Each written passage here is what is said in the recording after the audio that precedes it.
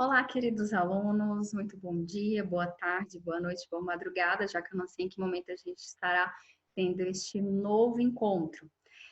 Na última aula nós falamos sobre liberdade de atuação e agora a gente continua falando sobre o tema das liberdades. A gente está na matéria de noções de direito constitucional, grande tema, direitos e garantias fundamentais, tópico, direitos individuais e coletivos, subtópico, liberdades, tá? E dentro de liberdades, a gente vai trabalhar agora a liberdade de manifestação e a liberdade de expressão.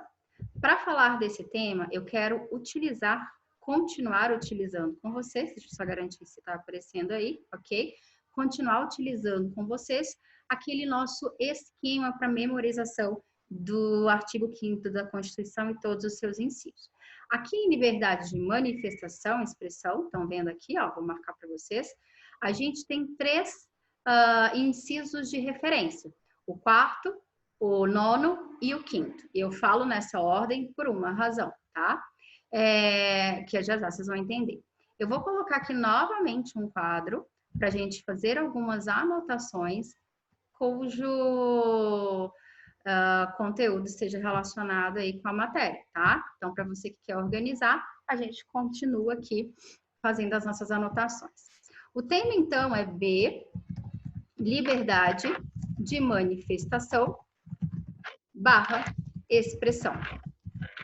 A liberdade de manifestação ou a liberdade de expressão, ela, estudada a partir desses dois artigos, a gente vai ter duas situações diferentes. A gente vai ter a liberdade de opinar, de opinião, deixa eu abaixar um pouquinho aqui. A gente vai ter a liberdade, vou seguir o padrão, liberdade de expressão, e dentro desse tema a gente fala ainda de um outro aspecto, tá? Um outro aspecto que poderá ocorrer, de uma situação que poderá ocorrer na utilização desses dois direitos, essas duas liberdades que eu acabei de falar, que é o direito de resposta. Esse primeiro aqui, a gente encontra ele no artigo 5º, todos no artigo 5º, porém, no inciso de número 4, tá? Inciso de número 4. Esse daqui, a liberdade de expressão, a gente encontra ele no artigo 5º também, óbvio, porém, inciso 9º. Tá vendo por que a gente fala nessa ordem que eu tô colocando aqui para vocês? E por último, a gente tem o direito de resposta, que está no artigo 5º, especificamente no seu inciso 5º. Tudo da nossa Constituição Federal, certo? Então, vamos colocar aqui algumas características, explicar um pouquinho melhor como que ocorre, quais os requisitos ou características dessas duas liberdades. A liberdade de opinião, segundo o artigo 5º, inciso 4º, ela é livre. Vou ler para vocês, leia no seu material. É livre a manifestação do pensamento, sendo vedado ou anonimato.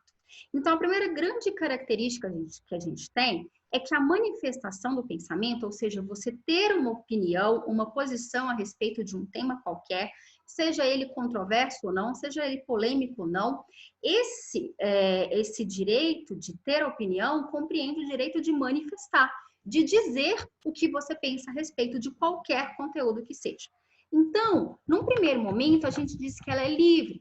E essa liberdade, se ela é radical ou não, há uma discussão que não nos cabe entrar aqui neste momento. Só fique sabendo que para o Brasil, embora ela seja livre, ela encontra alguns limites. E esse limite é justamente quando você ofende um terceiro, quando você viola o direito à intimidade, à honra, à imagem, etc., de uma terceira pessoa. É um pouco diferente de outras legislações. Então, é uma liberdade, porém não é uma liberdade radical, como defendem alguns estudiosos, certo? A gente tem aqui que ela é livre e que é vedado, vou colocar como está na lei, porque é bom você memorizar esses termos, porque eles serão cobrados em concurso, normalmente, é vedado o anonimato.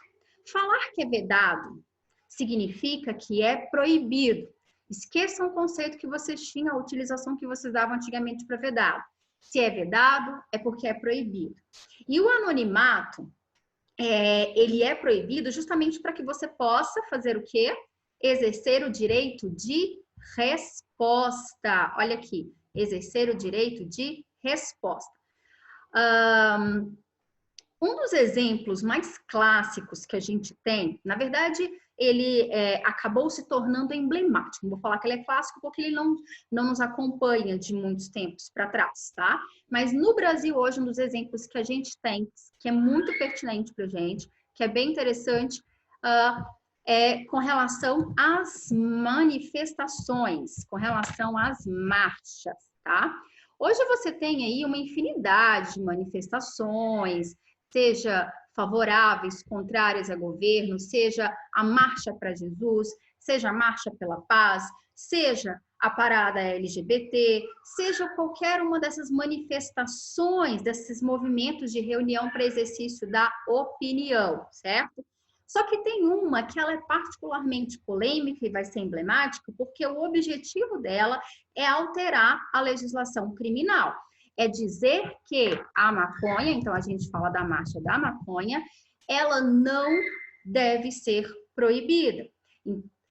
Essa questão, ela chegou ao STF, uma vez que os líderes dessas manifestações, eles estavam sendo acusados de praticar crime de incitação à prática de atos criminosos. Então, a polícia acabava considerando, os órgãos estatais acabavam considerando que esse movimento, essa manifestação da opinião, na verdade, era uma tentativa de incentivar o uso. O STF entendeu que não, que que a marcha da maconha, ela é um exercício da liberdade de opinião e também da liberdade, do exercício da liberdade de reunião. Ela agrupa esses dois direitos e o objetivo é aperfeiçoar a democracia.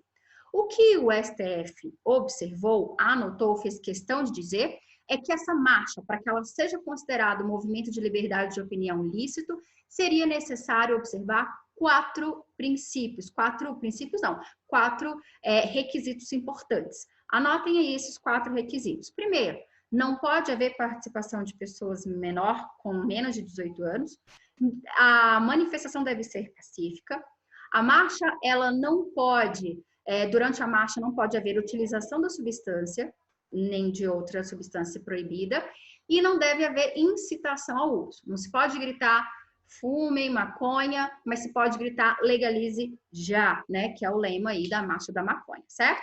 Então, esse exemplo é emblemático justamente por ele se tratar aí, ter como objeto algo que ainda é considerado crime, já que o uso no Brasil ainda é considerado crime. Uma segunda forma de se analisar esse grupo de liberdades aqui é por meio da liberdade de expressão. E aqui na liberdade de expressão, a gente tem uma situação um pouco diferente da liberdade de opinião. Aqui eu manifesto o que eu penso. Aqui eu me expresso por meio de alguma atividade intelectual, materializando, transformando em arte de verdade ali, pode ser atividade intelectual, artística, de comunicação, científica, etc. Eu posso exercer e quando eu faço isso, eu faço com base no direito de me expressar, na liberdade de me expressar por meio de técnicas, recursos e etc. Eu vou anotar aqui com vocês, seguindo aquele nosso esqueminha ali, quais são as características. A gente tem aqui que a liberdade de expressão, ela também é livre. Então, num primeiro momento, a gente também vai falar da mesma maneira de liberdade de expressão, de se expressar. É livre a manifestação do pensamento, ou, melhor dizendo, é livre a expressão da atividade intelectual, artística, etc. Agora, essa liberdade, ela não depende de uma autorização prévia do Estado. Ou seja, ela não depende de censura ou de licença. É isso mesmo, você não precisa submeter a nenhum órgão aquilo que você quer expressar. A gente tem como exemplo aqui, bastante interessante, foi muito discutido no ano passado, vou colocar um nome bem simples aqui para vocês conseguirem entender. É homem nu no museu, tá? Homem nu, ou performance do homem nu, tá? Pode ficar mais certinho aí para você. Vou colocar aqui performance, performance de homem nu. Essa performance, ela foi muito polêmica, porque algumas pessoas manifestaram a sua opinião, dizendo que isso não era uma prática admissível, sobretudo em razão de haver dela participado, dessa performance ter participado, uma criança, tá?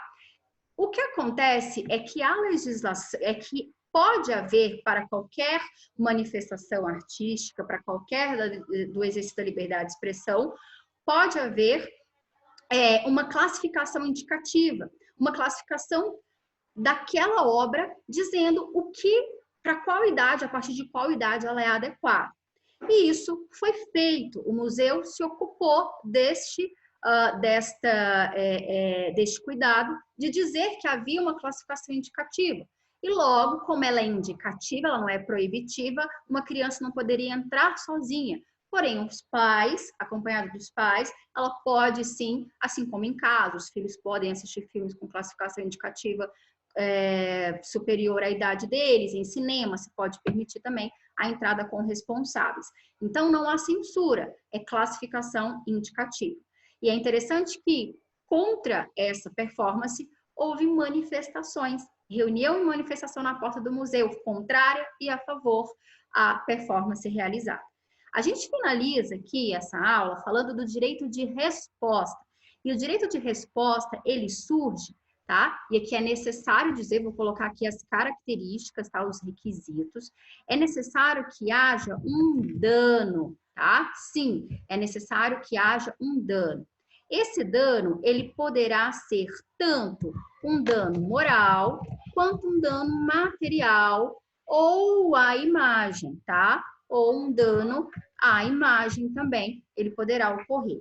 Sempre que no exercício da minha liberdade de manifestação, quando eu der a minha opinião, ou quando eu expressar a atividade intelectual, artística, científica, de comunicação, eu provocar um dano a uma terceira pessoa, a um grupo de pessoas, a uma fé professada por um grupo de pessoas, então você ofende o grupo, esse grupo interessado poderá requerer, normalmente, judicialmente, né, o direito de resposta. Eu vou colocar aqui como exemplo, só anotar aqui para ficar bonitinho um exemplo de cada, um caso que que é muito utilizado sempre quando se fala de direito de resposta, que é o caso do Leonel Brizola versus Rede Globo de televisão. Eu vou deixar para vocês aí abaixo na descrição do vídeo o link para vocês acessarem esse vídeo em que o Leonel Brizola ele utiliza o próprio espaço do Jornal Nacional para dizer, em resposta a uma reportagem feita pela Rede Globo no Jornal Nacional, o que ele realmente achava, a verdade dele sobre os fatos. Ele conseguiu isso judicialmente, recentemente, esse ano nós também tivemos aí um último caso interessante a respeito do direito de resposta. O presidente em exercício atualmente, ele fez um discurso.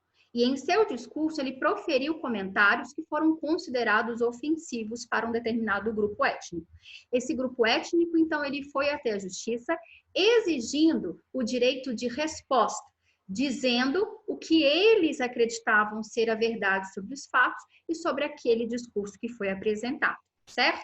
Então, sobre o direito de resposta, além desse requisito, que é haver um dano, a gente também coloca um último, que é a proporcionalidade da resposta, tá? Ou seja, se foi veiculado no Jornal Nacional, então vai ser veiculado, também vou colocar aqui do lado, por meio do jornal. Então, utilizando o mesmo tempo, o mesmo espaço, etc. A gente encerra por aqui esse tema, liberdade de manifestação e expressão. Até a próxima aula, a gente vai falar sobre liberdade de reunião, liberdade de associação. Beijo para vocês.